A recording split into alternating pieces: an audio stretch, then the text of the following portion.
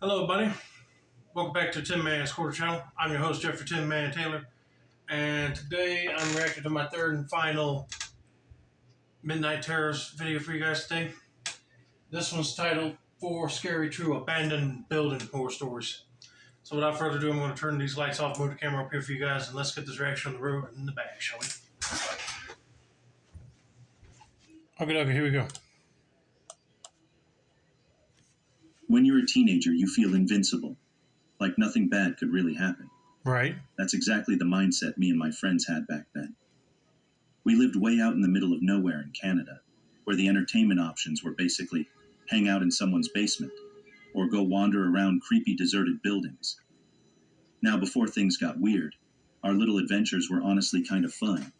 We'd sneak into rundown places, old houses, boarded up stores, you name it. I ain't gonna lie, but every time you look up abandoned places on YouTube, there's always a majority of them in Canada. Now, don't get me wrong, there's probably the same amount of abandoned buildings over here in the U.S., but some of them are being knocked down to build a new building or subdivisions, apartment housings. But that's the world we live in nowadays. Some people just want to see progress. They don't want to keep the past alive and well. But there's always a danger in exploring abandoned buildings. You might get snagged on a piece of broken glass, like if you try to go through a broken window, or you might get cuts or splinters from wood that's dry rotten. There might be some mold in there. You might have to wear a respirator. So it's always something bad in these abandoned places, and you just don't want to get affected by anything in there. But anyway, let's continue on with this person's story.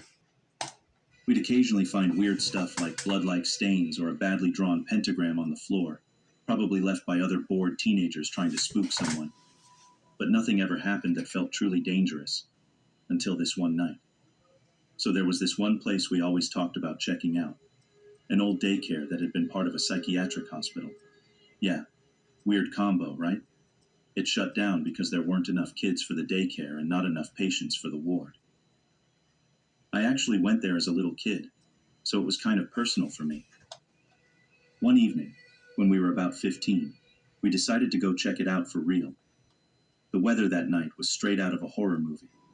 Misty, a little rainy, and just dark enough to make everything feel off. Okay, that is one place I would never hear a daycare running, is at a mental hospital. Maybe they should have started off with a smaller building, and if they kept getting patients and kids coming in for the daycare, they could have expanded later.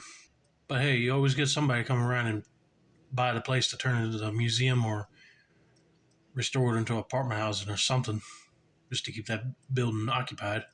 So there's always hope for property on the long run.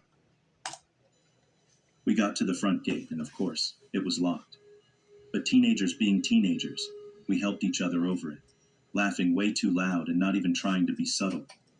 The front of the place still had this sad little playground, with broken swings and scattered toys.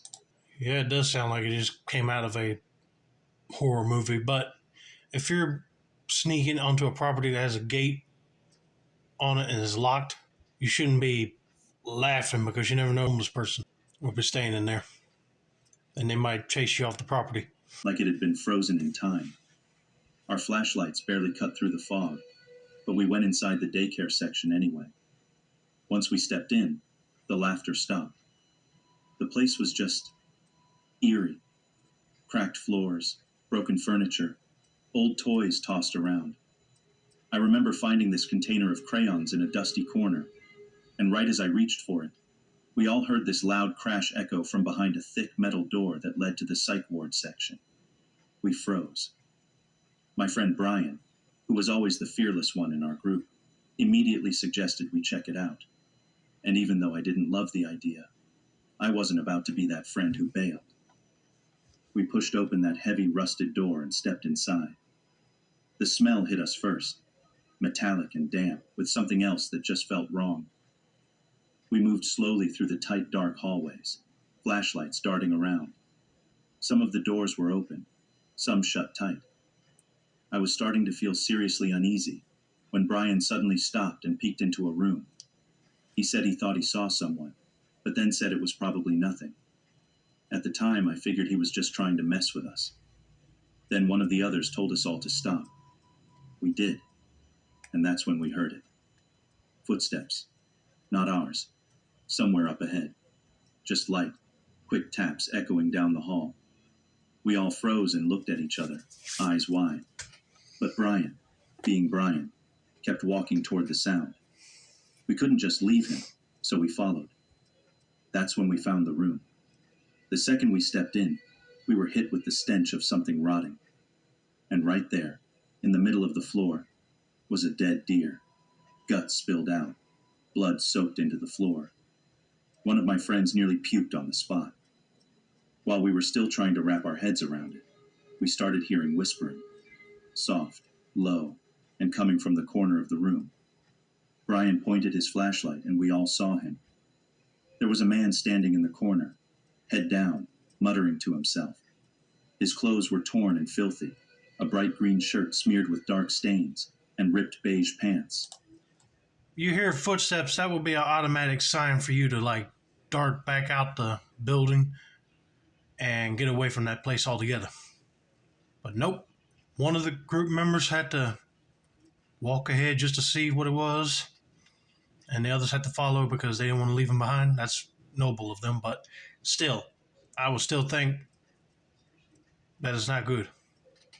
And plus, when you find a dead deer with guts laying on the ground, on the floor, that's a sign for you to get out right now, because if you see a guy crouched in the corner of the floor with dirty clothes, that tells you he's psychotic.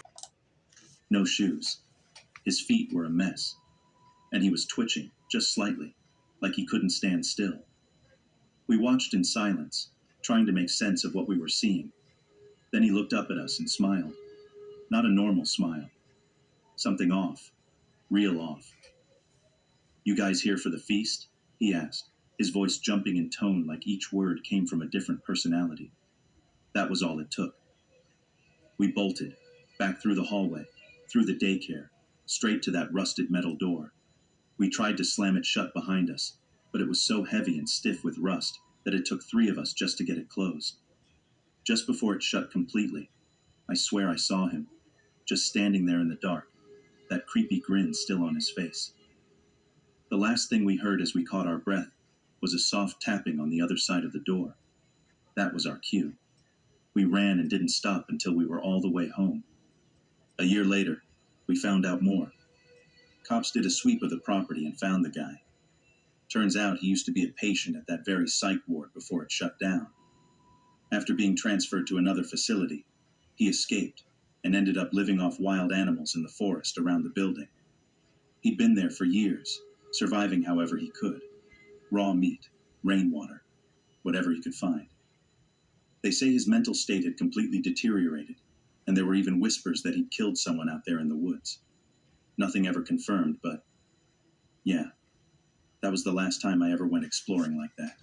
Well, to be honest with you, I wouldn't let that experience make you feel bad and not go out and explore abandoned buildings ever again.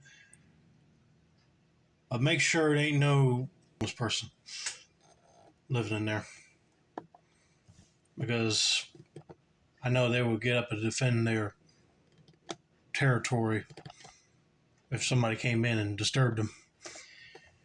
But yeah, that's just sad that he used to be a patient at that place, and then when they transferred to another one, he broke out and decided to go back to that one even though it was abandoned and just live off of raw meat. Ugh, that's sickening. I hope they took him back to that other mental institution and see if they can give him better treatment and make sure nobody leaves any doors unlocked so he won't go back to that place. But that's just sad.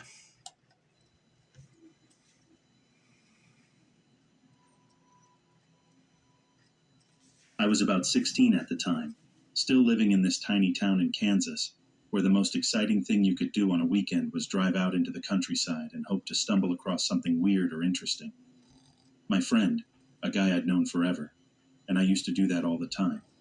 Just hop in his truck, pick a random direction, and take back roads until we found some old barns or abandoned houses. Harmless fun, or so we thought. So on this particular day, we had already been driving around for a little over an hour.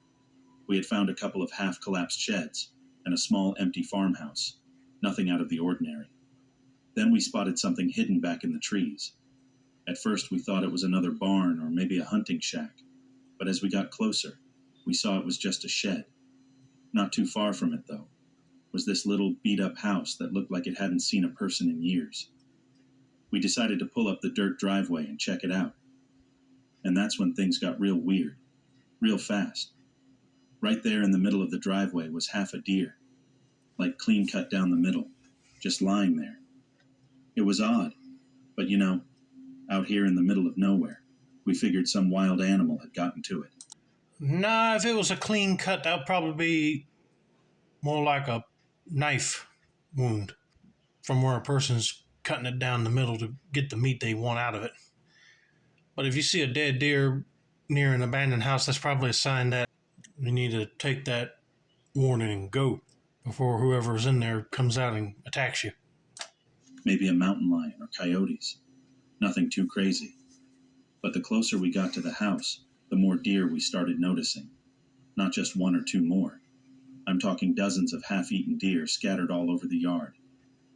Some looked fresher than others, and all of them had that same strange, half-gone thing going on. We got out of the truck, because of course we did, still telling ourselves this was probably some twisted coincidence, or maybe even roadkill someone had dumped out there. My friend wanted to go inside the house, and I was like, yeah, I'll stay out here, thanks. So he goes in, and I start walking around the yard, just taking it all in. That's when I noticed the bones. So many bones. They were everywhere. Not just from deer, but from all kinds of animals. Small ones, too. And I don't mean a few scattered around. I mean hundreds of bones just laying in the grass like a backyard graveyard. That's the moment I noped out and made a beeline for the truck. I don't think I even opened the door like a normal person. I probably just launched myself into the seat. As soon as I got the door shut, my friend came sprinting out of the house like something was chasing him. He jumped into the driver's seat, slammed the door, and floored it without saying a word. It wasn't until we were a few miles down the road that he finally said anything. And when he did, it was in this weird, shaken voice I'd never heard from him before. There were dead animals in every room, he said. He told me that the house was just filled with them. Skunks, possums, raccoons, cats. Like someone had been hoarding or hunting them. The smell, he said, was something he'd never forget. It didn't make sense. It wasn't like someone was just storing roadkill for some dark taxidermy hobby. It was like whoever had lived there had been collecting death. We didn't know if it was something illegal, something ritualistic, or just someone seriously messed up. And honestly, we didn't want to know. We didn't report it. We didn't tell anyone. We just decided right then and there that our little back road adventure days were officially over. I would have told the cops about that and let them go out there and investigate, because that is not normal just to find a bunch of dead animals in an abandoned house. So you probably got a psychotic killer out there and he's just hunting them down for food, or like he said, killing them for dark taxidermy purposes. I don't know, but that is really strange.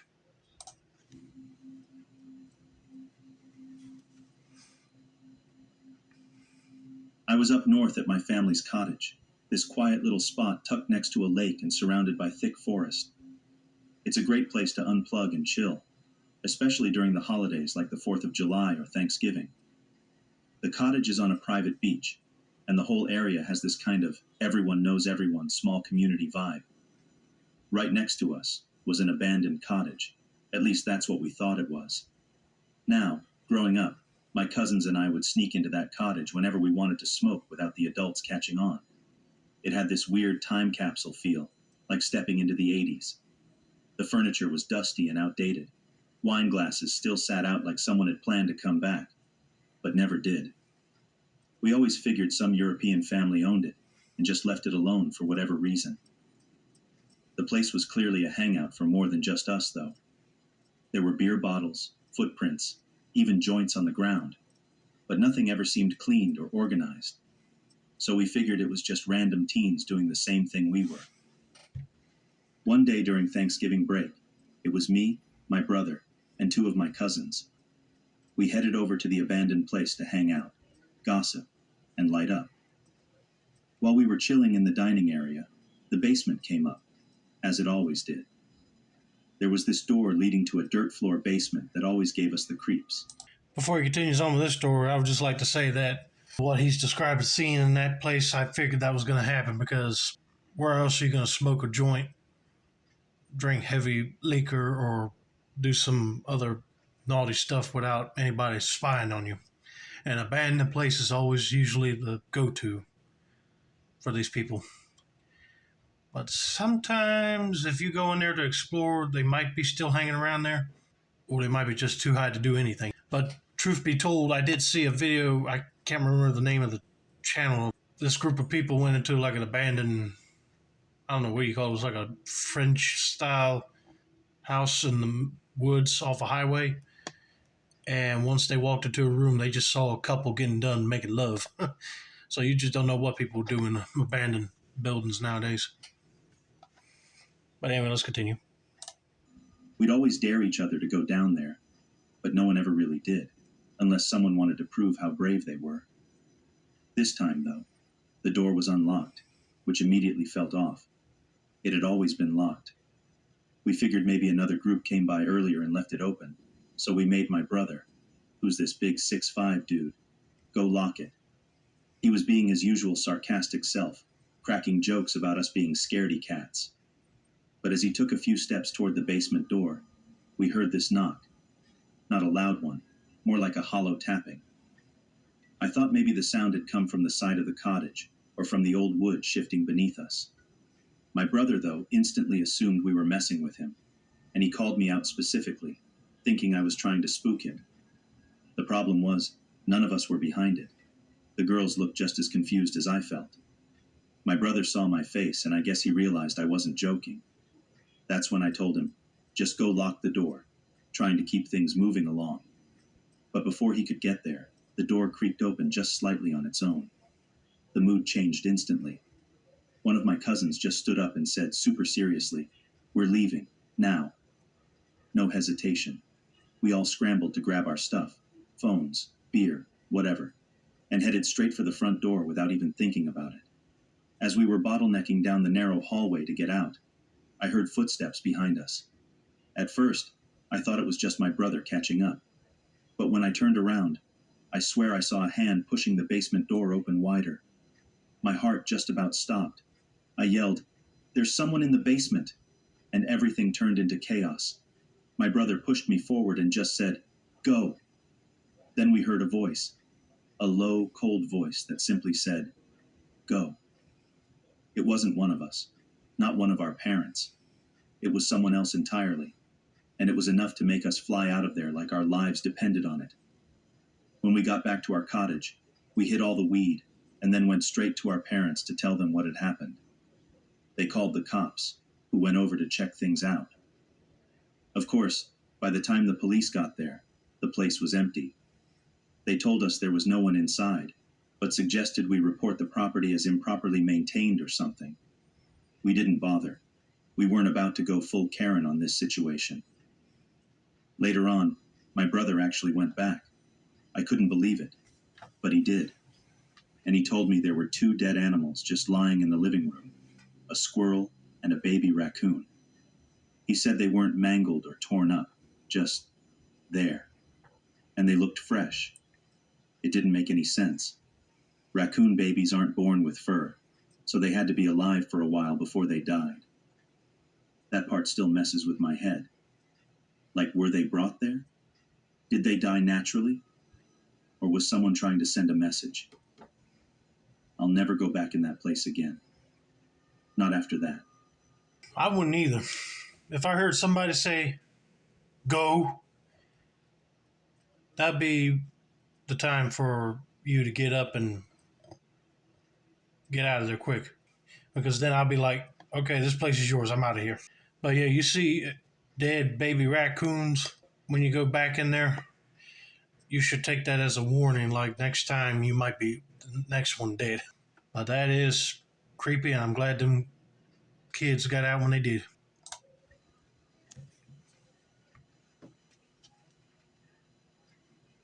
I grew up in Ohio during the 70s, and my best friend Joe lived on a farm that bumped right up against a thick stretch of forest. Back then, we were always outside. No phones, no distractions, just dirt under our nails and way too much imagination. My parents would drop me off at Joe's place on the weekend, and we'd disappear into the woods like we were frontiersmen or something. We made shelters, tried to start fires with sticks, and basically acted like we were living in some survival movie.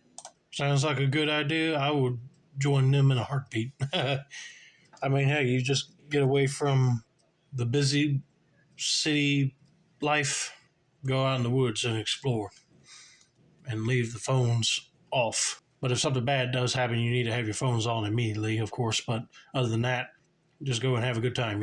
Enjoy nature while it lasts. It was the best. By the time we hit high school, we got it in our heads to do our own version of Stand By Me. The movie had just come out, and we were all about that adventure vibe, minus the whole dead body thing. Instead, we'd walk the railroad tracks way out in the country looking for cool places to fish and camp.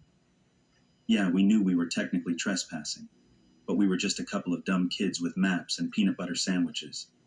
We did this a few times, and it was always amazing. Never ran into any trouble, just found hidden bridges, pretty rivers, and quiet places where we could light a fire and hang out.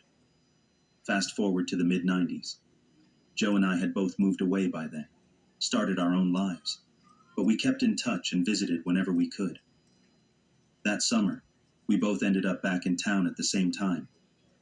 After a few nights of beers around his backyard fire pit, reminiscing about the good old days, we got the wild idea to recreate one of our railroad adventures.